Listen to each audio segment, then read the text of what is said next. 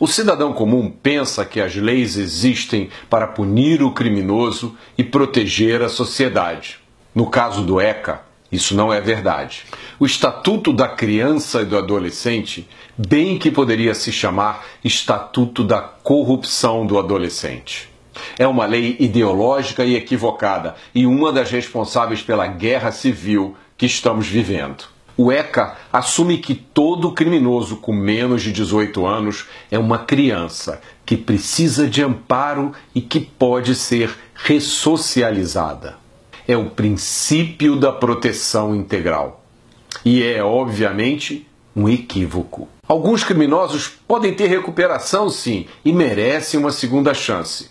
Por exemplo, é o caso de um garoto que furta um pacote de biscoito.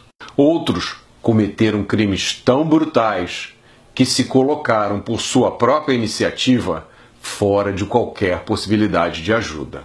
Esse é o caso, por exemplo, dos criminosos que estupraram uma jovem grávida na frente do namorado, que depois foi decapitado. Ou do criminoso que matou o médico Jaime Gold na Lagoa, abrindo a sua barriga de alto a baixo com uma faca, como se ele fosse um animal. Ou daquele criminoso que ajudou a arrastar o menino João Hélio pelo asfalto do Rio de Janeiro até a sua morte. Mas o ECA não quer saber nada disso. Para o ECA, todos esses criminosos merecem a mesma proteção integral que aquele garoto que furtou o pacote de biscoito. Independente do crime cometido, independente do passado criminoso, a providência mais séria que o ECA permite ao juiz é a internação do criminoso para o cumprimento de medidas socioeducativas.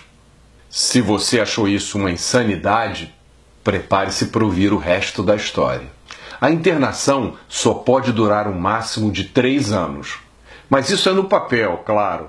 Na vida real é muito menos.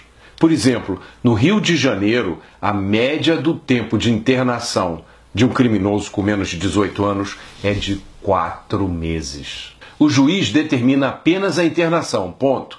Ele não determina por quanto tempo o criminoso ficará internado. Além disso, toda internação tem que ser reavaliada, no máximo a cada 6 meses, para determinar se o criminoso pode ou não sair. Um assassino com menos de 18 anos pode voltar às ruas em 5 meses, por exemplo.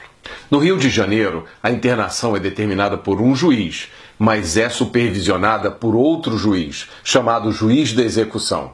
Esse juiz da execução não participou do processo, não participou da colheita das provas, não ouviu as testemunhas, não se informou sobre os detalhes, a violência ou a perversidade do crime. E é esse juiz da execução que vai determinar quando o menor pode voltar às ruas. Mas como ele vai decidir isso? Ele não vai levar em conta a gravidade do crime. Ele não vai levar em conta os antecedentes do criminoso. Tudo isso é proibido pelo artigo 42 da Lei 12.594. O que sobra, então, para o juiz decidir se solta ou não solta o criminoso? O único fator que pode ser levado em conta é o seu comportamento dentro da instituição.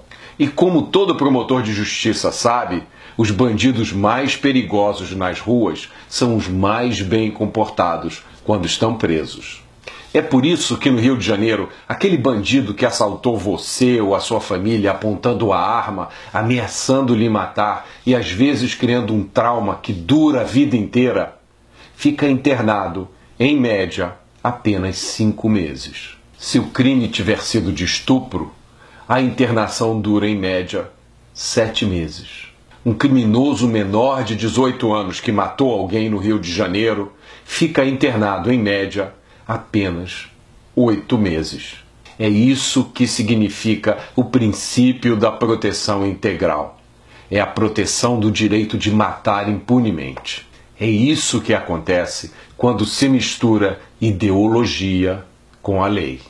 Proteger criminosos violentos só porque são adolescentes significa massacrar os milhões e milhões de adolescentes e crianças que tentam viver as suas vidas em paz, cumprindo a lei.